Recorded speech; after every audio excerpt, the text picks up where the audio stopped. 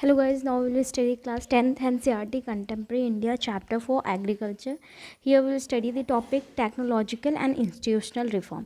तो बेसिकली यहाँ पे हम ये समझेंगे कि एग्रीकल्चर के फील्ड में क्या टेक्नोलॉजी ने कैसे अपना रोल दिया है और क्या इंस्टीट्यूशनल रिफॉर्म्स हुए हैं. It was mention in the previous pages that the agriculture has been practised in India for thousands of year. Okay, ये हमने जब प्रीवियस क्लास में पढ़ाई की थी तो वहाँ पे हमने समझा था कि जो एग्रीकल्चर है बेसिकली ये बहुत टाइम से प्रैक्टिस किया जा रहा था इंडिया में, even thousands of year. Okay, and sustained uses of land without a compatible techno institutional changes have hindered the pace of agricultural development. और बेसिकली क्या हुआ था कि सस्टेन यूज़ कर रहे थे लैंड को, मतलब from a very large period of time, from 1000 years of time period. So basically that has generally compatible techno-institutional changes. When the techno-institutional changes came, that agriculture development has obviously taken place in very vast places. In spite of development of sources of irrigation, most of the farmers in large parts of country still depend upon monsoon and natural fertility in order to carry on their agriculture. So what happened apart from all this development, there has been lots of development in the of the source of irrigation, and most of the farmers, many farmers in the large parts of country, they still depend upon a monsoon, okay, and natural fertility. They depend upon the monsoon, natural fertility in order to carry on their agriculture. So apart from there is no doubt, from the many years there has been significant development in the field of agriculture.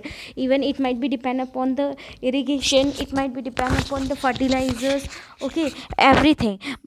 But many people are still depend upon, they are depend upon the natural nature or natural fertilizer to carry their agriculture. For the growing population, this poses a serious challenge, as agriculture, which provides livelihood for more than 60% of its population, needs some serious technical and institutional reform. So if we're talking about the agriculture, no doubt agriculture which provides a livelihood for more than 60% of population, 60 of percent of people are living in India, they are basically depend upon the agriculture. Or for the growing agriculture in a good way, obviously there is some serious technical and institutional reform is needed. This cultivation, consolidation of holdings, cooperation and abolition of jamindar etc were given priorities to bring about institutional reform in the country after independence.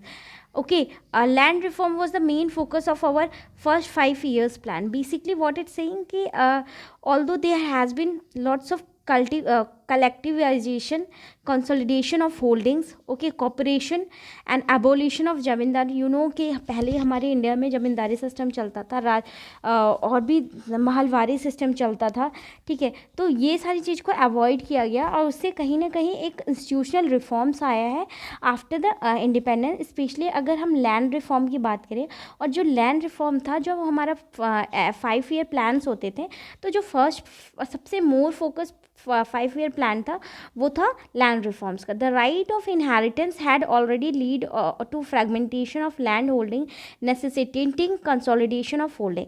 जैसा कि आपको पता है कि land holding basically क्या होता है, right of inheritance. Okay, अगर take example, if your grandfather has a lots of land, okay, so obviously your father will take after his death, and you will also take after your father's passed away. Okay, so this is called the right of inheritance. This is already fragmentation in the land holding. Suppose the land, uh, take example, this much land your grandfather was holding, okay, then what happened, your fathers were two brothers, okay, then obviously this land will get divided into two part. Again your fathers had two son, then this land will divided two, and your elder fathers had two son, then this will be. So obviously the big land has divided into the small segment. Got it? The laws of land reforms were enacted, but the implementation was lacking or lukewarm. So basically, there were lots of laws regarding the land reforms were enacted, but the implementation to implement that was very lacking, or that were very slow. The government of India embarked upon introducing agricultural reform to improve the Indian agriculture in 1960s and 1970s. If we're talking about the Indian government and their role, so Indian government has embarked, they has post everyone, they have introduced a lots of agricultural reforms to improve the Indian agriculture. When 1960s and 1970s, the green revolution based on use of package technology, and white revolution operational flood, where some of the strategies initiated to improve the lot of Indian agriculture. अगर हम बात करें कि जो India में green revolution हुआ था, ठीक है, ग्रीन रिवॉल्यूशन बेसिकली जो था वो किसके बेस पे था, यूज़ ऑफ पैकेज टेक्नोलॉजी, ठीक है, पैकेज टेक्नोलॉजी को यूज़ करो, और वाइट रिवॉल्यूशन ऑपरेशनल फ्लड था, ठीक है। Green revolution basically agriculture field से था, वाइट रिवॉल्यूशन मिल्क से रिलेटेड था, ओके, और they have improved lots for the Indian agriculture, but this too led the concentration of development in few selected area. But ये भी एक sufficient नहीं था, हम बोल सकते हैं। ये भी क्या था, ये जो वाइट रिवॉल्यूशन, ग्रीन रिवॉल्यूशन जो भी हो रहे थे, ये एक तरह से सिर्फ कहीं ना कहीं एक लिमिटेड ही था, सफिशेंट नहीं था। But this too led to the concentration of development in few selected area. लेकिन ये जो था इन्होंने, ये जो डेवलपमेंट था, इसने कहीं ना कहीं किसी एरिया में, कुछ सेलेक्टेड एरिया में बहुत ज़्यादा डेवलपमेंट किया था।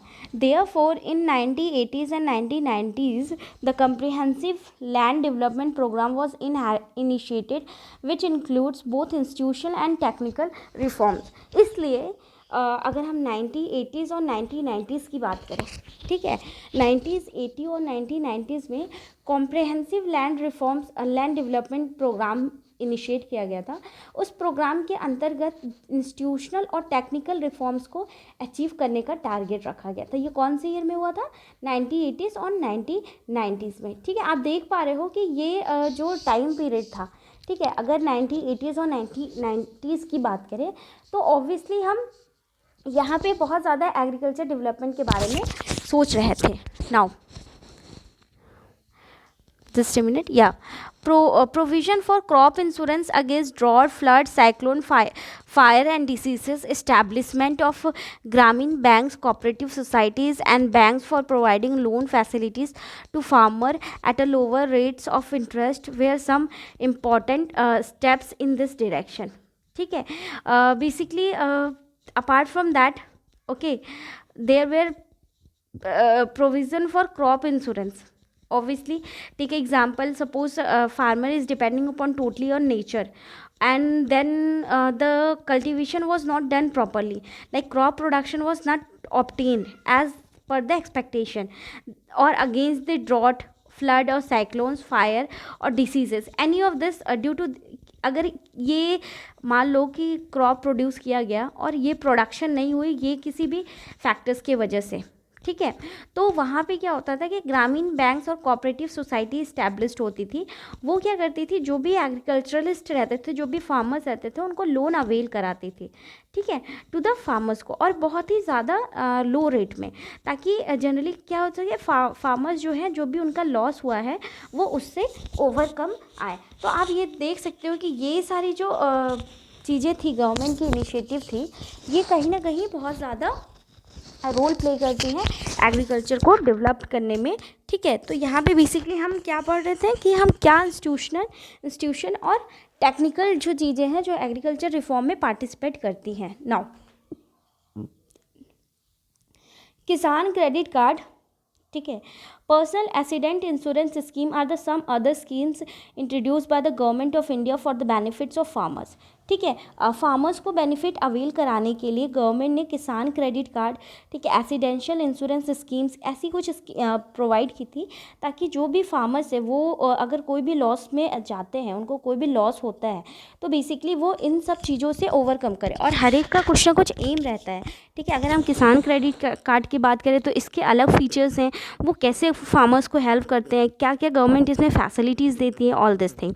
Now moreover special weather bulletins and the agricultural programs for farmers were introduced on the radio and television. Apart from this, generally अगर आप न्यूज़ चैनल्स देखोगे, ठीक है, न्यूज़ या रेडियो टेलीकास्ट ब्रॉडकास्टिंग देखोगे, तो वहाँ पे फार्मर्स को लेके बहुत ज़्यादा गवर्नमेंट की इनिशिएटिव होती है और हर बहुत सारे प्रोग्राम्स चलाए गए हैं. इवन फार्मर्स को अवेयर कराने के लिए कि कैसे सॉइल्स में कैसे चीज़ें बोनी चाहिए या फिर कैसे कल्टीवेशन करनी चाहिए, इसका भी एक पर्टिकुलर चैनल्स है, पर्टिकुलर टेलीकास्ट होता है जिसमें फार्मर्स को हर एक स्टेप बताया जाता है.